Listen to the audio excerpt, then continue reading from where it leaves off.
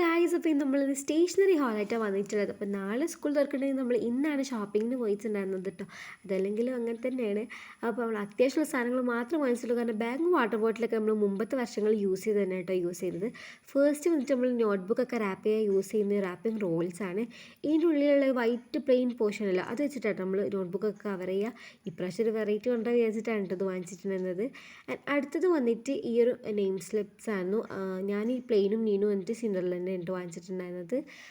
എനിക്ക് ഷോപ്പിങ്ങിന് വീടൊന്നും എടുക്കാൻ പറ്റില്ല, കാരണം ഭയങ്കര അൺഎക്സ്പെക്റ്റഡ് ആയിരുന്നു. അതുകൊണ്ട് വിചാരിച്ചു ഹോൾ ഇടാന്ന്. അടുത്തത് വന്നിട്ട് ഒരു ജോമെട്രി ബോക്സ് ആയിരുന്നു. ഇനി അങ്ങോട്ട് 4 വർഷം, അതായത് +2 വരെ ഇത് യൂസ് ചെയ്താൽ മതി എന്നാണ് എൻ്റെ MEP പറഞ്ഞിട്ടുള്ളത്. എന്തായാലും അതുവരെ നിന്ന് സംഭവം നല്ലൊരു സ്റ്റാൻഡേർഡ് ക്വാളിറ്റി ഉള്ള ജോമെട്രി ബോക്സ് ആയിട്ടൊക്കെ ഫീൽ ചെയ്തിട്ടുണ്ടായിരുന്നു.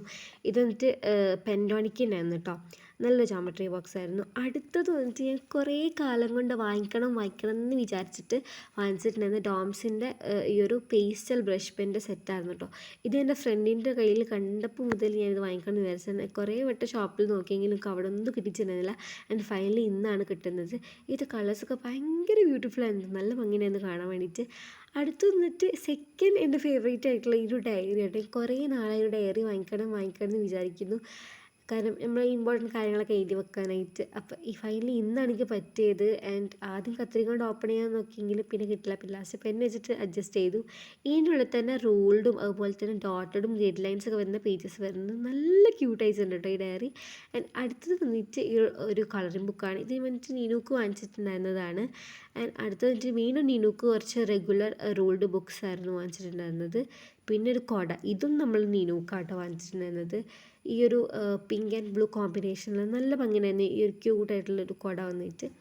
പിന്നെ വന്നിട്ട് എനിക്കാണ് കുട വാങ്ങിച്ചിട്ടുണ്ടായിരുന്നത്. എപ്പോഴും ഞാൻ കുട വാങ്ങിച്ചിരുന്നത് ഇത് കാണാതാവുന്നത്. ഇപ്രാവശ്യം ഇത് ഞാൻ കുറേ കാലം യൂസ് ചെയ്തിട്ട് അമ്മക്ക് പ്രോമിസ് കൊടുത്തിട്ടാണ് ഇത് വാങ്ങിച്ചിട്ടുണ്ടായിരുന്നത് കേട്ടോ. അപ്പോൾ അപ്പോഴേക്കും നീനു സൈക്കിൾ ഓട്ടാൻ വേണ്ടി പോയിട്ടുണ്ടായിരുന്നു. പിന്നെ അടുത്ത് വന്നിട്ട് സ്റ്റിക്കി നോട്ട്സാണ്. ഇത് ഞാൻ കുറച്ച് കാര്യങ്ങളൊക്കെ എഴുതി വെക്കാൻ വേണ്ടി വാങ്ങിച്ചതാണ്. പിന്നെ ഇത് നീനുക്കിന് എറേസറും ഷാർപ്നറും നല്ല ക്യൂട്ടായിട്ടില്ലേ. ഇത് നീനുവിൻ്റെ അൺബോക്സ് ചെയ്യാൻ നീനു അൺബോക്സ് ചെയ്യണേ. പിന്നെ എനിക്കൊരു എറേസർ ഞാൻ വാങ്ങിച്ചിട്ടുണ്ടായിരുന്നു. പിന്നെ പോയിട്ടില്ലായിരുന്നു കേട്ടോ.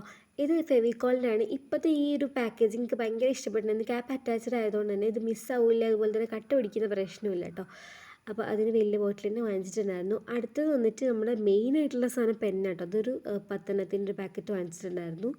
പിന്നെ നമ്മൾ ലാസ്റ്റായിട്ട് കുറച്ച് സ്റ്റേപ്ലർ പിൻസും പിന്നെ എനിക്ക് വേണ്ടിയിട്ട് കുറച്ച് നോട്ട്ബുക്സ് വാങ്ങിച്ചിട്ടുണ്ടായിരുന്നു കേട്ടോ. അപ്പോൾ ഇതൊക്കെയാണ് നമ്മൾ ഐറ്റംസ് പറഞ്ഞത്. അപ്പോൾ ഇന്നത്തെ വീഡിയോത്തുള്ളൂ. നിങ്ങളൊക്കെ ഷോപ്പ് ചെയ്തെന്ന് വിചാരിക്കുന്നു. അപ്പോൾ ഇത്രയേ ഉള്ളൂ. ബൈ.